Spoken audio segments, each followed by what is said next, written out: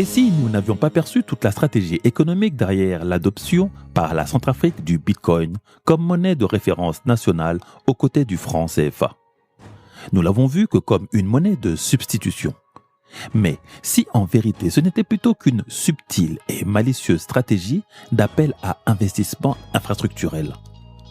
Je vous l'explique avec précision après mon introduction. Générique.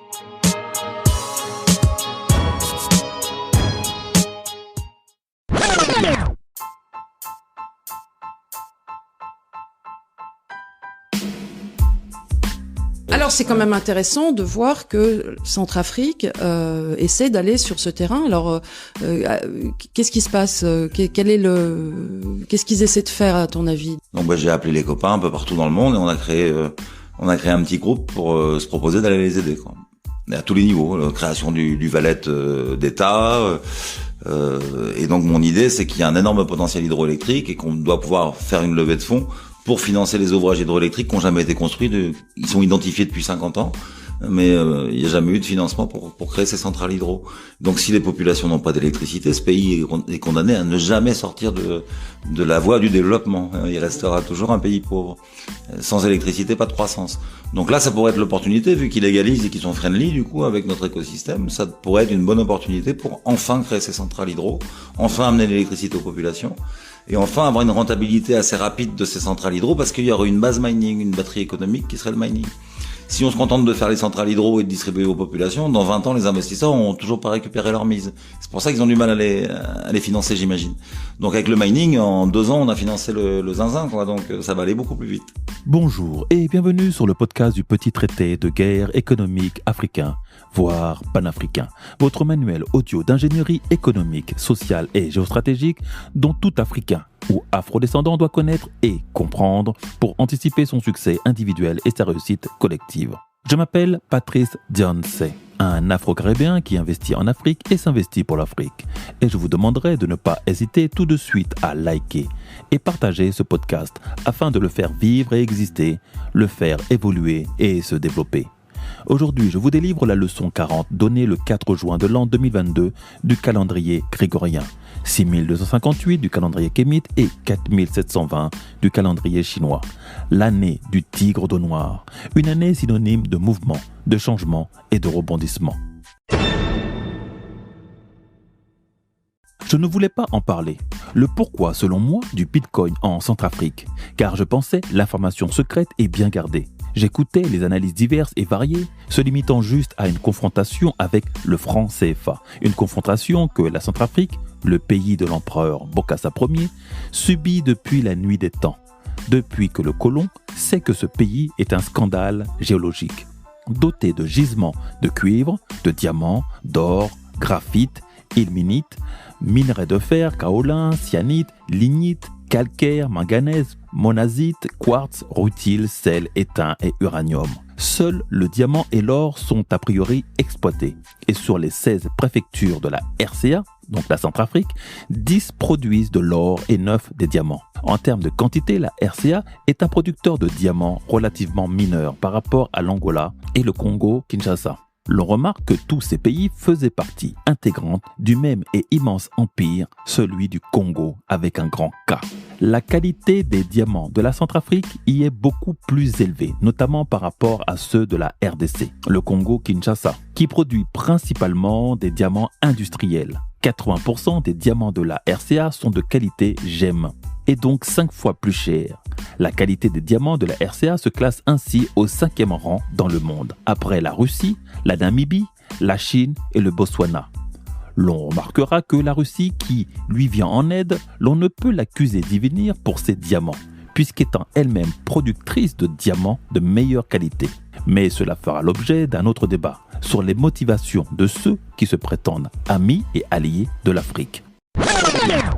Donc un pays qui aurait dû être immensement riche, pourvu de belles routes, de belles bâtisses, de gens beaux vêtus de belles parures, un paradis sur terre. Au lieu de cela, l'on n'y trouve que désolation, des guerres tribales et ethniques à répétition, affublés de la dénomination de pays le plus pauvre de la planète. D'ailleurs, dans le témoignage de M. Sébastien Gouspillou, qui intervient dans l'extrait que je vous ai mis en introduction, il dit ne pas connaître ce pays, n'en avoir jamais entendu parler, et encore moins en trouver une actualité. Bon, pour moi qui suis attentivement Afrique Média, la chaîne d'information panafricaine, cela m'a beaucoup surpris, mais aussi mis en évidence comment le quotidien des Africains et leur actualité n'est en fait que très peu relayé dans le monde, surtout du Nord. Ce continent est aussi invisible que peut l'être le Wakanda au reste du monde. Avec la décision du gouvernement du président Faustin Archange Touadéra de prendre le Bitcoin comme monnaie de référence, le monde entier s'est soudainement tourné vers ce petit pays ayant une superficie d'environ 623 000 km² pour une population estimée à 4 500 000 habitants en 2020. Presque autant que le Congo-Brazzaville qui la jouxte, mais encore largement inférieur démographiquement au Tchad ou au Cameroun qui l'encadre. Bien entendu, cri d'orfraie de toutes nos banques centrales africaines qui depuis leur raccordement au franc CFA et à la France se sont ôtées toute réflexion et velléité d'indépendance ou d'autonomie financière sous-régionale ou internationale. Le système en cours leur convient, au vu des salaires mirobolants que chacun s'octroie. L'on parle de 40 millions de francs CFA par mois pour le directeur de la BCEAO en Afrique de l'Ouest, soit près de 60 000 € par mois. Qui est fou pour vouloir arrêter cette gabegie ? Qui est donc le président Touadéra ? Le président Faustin Archange Touadéra est d'abord et avant tout un scientifique, ce qui fait toute la différence avec cette cohorte de hauts fonctionnaires, des technocrates, qui ne sont pas en mesure de se projeter dans le futur, car le futur, c'est un ensemble de calculs parfois très complexes avant d'en avoir et de voir le résultat. Le président et professeur Touadéra est titulaire de 2 doctorats en mathématiques obtenus en 1986 à l'université de Lille 1 et en 2004 à l'université de Yaoundé. En 1987, il devient professeur assistant de mathématiques à l'université de Bangui et il est vice-doyen de la faculté des sciences de l'université de 1989 à 1992. Il rejoint le comité inter-État pour la standardisation des programmes de mathématiques dans les pays de langue française et l'océan Indien en 1999. Il est fait vice-chancelier de l'université de Bangui en mai 2004, puis recteur de cette dernière de 2005 à 2008, période durant laquelle il contribue au lancement de plusieurs initiatives clés telles que le programme de formation à l'entrepreneuriat. Je suis de ceux qui pensent qu'avec l'économie, seule la science permettra à l'Afrique de renaître de ses cendres. Or, l'adoption du Bitcoin, c'est d'abord de l'innovation, de la technologie et beaucoup de techniques. C'est une innovation qui attire énormément d'investissements et d'investisseurs pour sa mise en place, sa sécurisation et sa pérennisation. En gros, pour la rendre viable, il faille consolider tout l'écosystème qui la régit, la garantit et lui donne la vie. Le Bitcoin, au-delà de son côté boursier très attrayant, c'est d'abord et avant tout des mathématiques. Et comme par hasard, ce président en est un expert. Si vous êtes nouveau dans le monde des crypto-monnaies, vous savez tous ce qu'est le Bitcoin ou la blockchain. Ce sont d'ailleurs en général les 2 premiers termes que les gens commencent à apprendre, mais vous avez aussi peut-être déjà entendu parler d'autres termes comme mineur, mining ou encore minage. Tout comme le Bitcoin et la blockchain, le terme de mining est l'un des termes les plus importants dans le monde des crypto-actifs. C'est ce qui permet de faire fonctionner correctement une crypto-monnaie en effectuant les transactions. Il vous faut donc comprendre les différents termes en rapport avec le minage de crypto-monnaies. Ne vous inquiétez pas, c'est fort simple.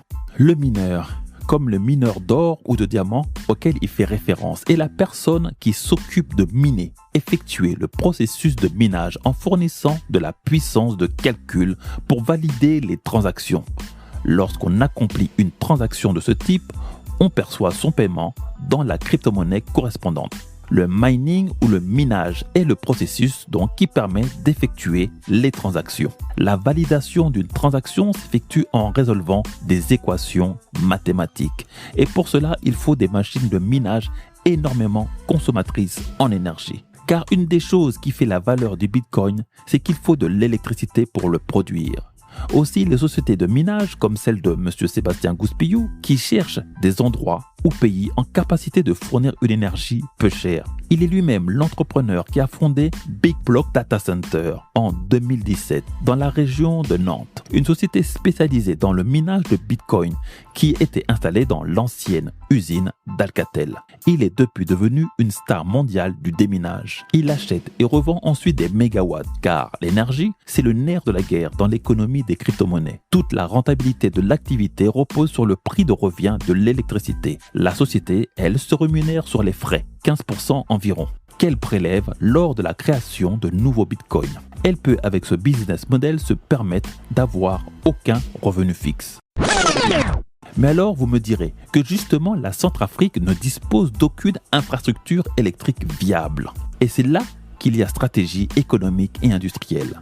L'Afrique, au-delà d'être un scandale géologique, est aussi un scandale énergétique, en termes d'exposition à la lumière du soleil et de son intensité et de ses très nombreux cours d'eau qui devraient et pourraient lui fournir une énergie à moindre coût et en plus complètement écologique. Tout cela n'est pas exploité. Et la pauvreté de notre continent provient principalement de la non-exploitation de ces ressources énergétiques perdues à tout jamais. Attirer des sociétés de minage, c'est justement les emmener à investir dans toutes ces infrastructures dont pourra ensuite profiter toute la sous-région et les populations. Dès lors que nos politiques daigneront enfin se préoccuper des intérêts de leur continent avant celui des autres. Et donc, trouver l'électricité perdue, ça veut dire à un instant T, être un peu en recherche. Il y a quoi, des appels d'offres en disant en ce moment il va y avoir des kilowatts de perdus en Afrique, en Chine. Comment ça se passe? Comment vous avez accès à cette information? Personne n'a accès à cette information. En général, les électriciens sont pas très fiers de dire qu'ils ont un outil de production qui travaille à 20%, 30%, 40% de sa capacité. C'est des choses qui sont pas très connues. Moi-même, quand j'ai commencé à rechercher ces mégawatts, beaucoup de gens me disaient tu cherches un truc qui n'existe pas. L'électricité, c'est bien réglé. Il y a une demande, il y a une offre et tout ça colle très bien ensemble. En réalité, c'est complètement faux. Plus on est dans des pays en voie de développement, moins il y a déjà d'électricité, plus on est en train de créer le réseau, plus il y a de l'extra-capacité. On crée une centrale, puis après on crée le réseau de distribution.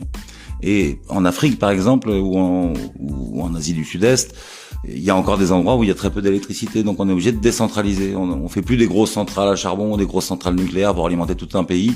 On fait des centrales ENR, des centrales durables, donc du solaire, de l'éolien, beaucoup d'hydroélectricité, de la géothermie.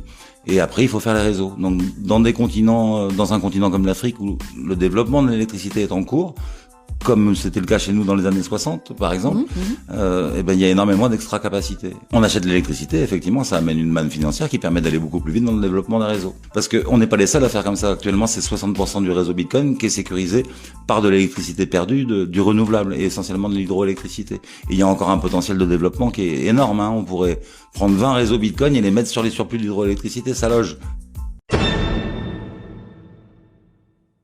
Aujourd'hui, le parc de BBDC, donc Big Block Data Center, se trouve au Kazakhstan et au Congo-Kinshasa, où elle fait payer 0,05 € le kilowattheure, ce qui revient à environ $100 d'électricité par machine et par mois et se rentabilise en 18 à 20 mois. 3 années de prospection et de constitution d'un réseau dans les ministères de l'énergie lui ont permis d'identifier un gisement total de 900 MW dans une quinzaine de pays, issus de surplus géothermiques et hydroélectriques. Selon une étude du Bitcoin Mining Council, les énergies renouvelables feraient fonctionner à l'heure actuelle 56% du minage mondial. Il est donc à noter que la dépense énergétique du minage se joue sur le surplus de production. C'est l'alimentation de ces machines qui nécessite une grande consommation d'électricité. Mais si cette électricité est composée uniquement de surplus produits par des énergies renouvelables, qui resteraient sinon inutilisées, l'énergie ne pouvant pas se conserver à l'infini, la question de l'empreinte carbone du Bitcoin ne se pose plus. C'est l'argument mis en avant par Sébastien Gouspillou, dont la start-up a exilé ses machines pour miner au Kazakhstan à proximité d'un barrage hydroélectrique, avant d'ouvrir une autre ferme de minage en République démocratique du Congo, près d'une de ses 8 centrales hydroélectriques. C'est en Chine que l'on fait le plus de minage de Bitcoin et c'est elle qui fournit les meilleures machines pour le faire. La Chine, pays qui réaliserait 65% des opérations de minage selon une carte établie par l'université de Cambridge, vient d'y apporter un sérieux coup de frein depuis octobre 2021. Mais cela sera de courte durée, le temps que banques et bureaux politiques se coordonnent. Le Sichuan est la deuxième province productrice de crypto-monnaies après le Xinjiang dans le nord-ouest. Mais elle concentre, selon le quotidien officiel Global Times, 90% des capacités de mining du Bitcoin du pays, qui en est le premier producteur mondial. Aussi, les sociétés de minage sont prêtes à diversifier leurs lieux de production. Les législations étant de plus en plus restrictives en Occident, comme pour tout d'ailleurs, l'Afrique reste un Eldorado qui pourra et devra nous bénéficier sur le continent. Nous manquons cruellement de technologies de pointe sur le continent et l'acquisition d'infrastructures productrices d'énergie en masse, en plus d'une monnaie tout aussi futuriste, devrait nous faire un saut technologique. Néanmoins, nos problèmes économiques persisteront tant que l'on mettra pas la science au devant de la scène. Avec l'esprit d'entreprise, la technocratie est ce qui plombe nos États et notre économie. J'aime à parler de Chine, car il s'agit pour elle d'investir le monde par la science et par l'ingénierie pour finalement dépasser le monde entier. Ce sont des ingénieurs qui sont aux commandes du pays. Les mathématiques sont une science universelle et le calcul de la puissance des États. Mathématiques et mathematiques ne font qu'un. Et pour mieux la comprendre, nous nous devons de nous reconnecter à Kama. Je suis Patrice Dianse, concepteur du blog Africa Worldwide, créateur et animateur du petit traité de guerre économique africain et accessoirement un afro-caribéen qui investit économiquement en Afrique et s'investit physiquement pour l'Afrique. Je vous remercie d'avoir écouté, j'espère avec délectation, ce podcast, votre manuel audio d'ingénierie économique, sociale et géostratégique pour une Afrique connectée. Un podcast qui sera bientôt complété de formations et d'ateliers en ligne sous forme vidéo ou audio pour traiter de manière plus approfondie les stratégies que j'aborde, les étudier puis se mettre en situation de les appliquer dans vos business et pourquoi pas votre quotidien. Restez connectés, n'oubliez pas de liker, de partager et de commenter. Entreprendre ou mourir, nous vaincrons.